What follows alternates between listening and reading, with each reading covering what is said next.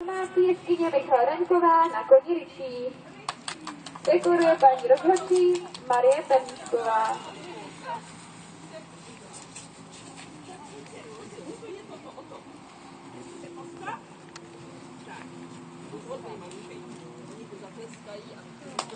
Na třetím místě se umístila Michala Jirzová na koni Warchannel jezdecká sta Jana Jirzová OS. Dekoruje paní rozhodčí Marie Perníčková.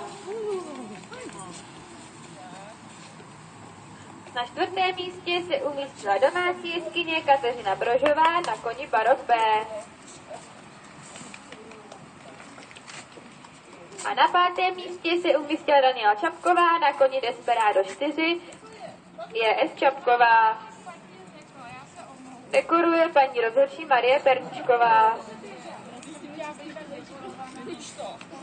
Všem jezdcům i koním srdečně gratulujeme, žádáme o čestné kolo a přihlížející diváky o potlesk.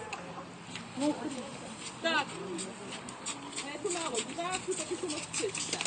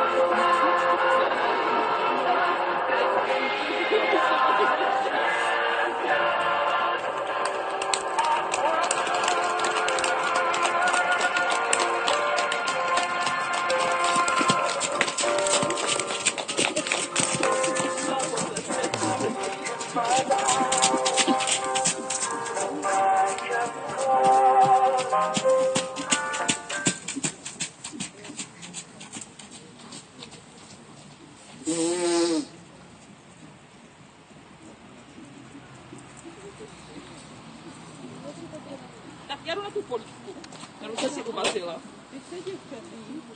Kolik vám zbývá času? Jaký mám šít? Ona mi ho zapletla, to vždycky.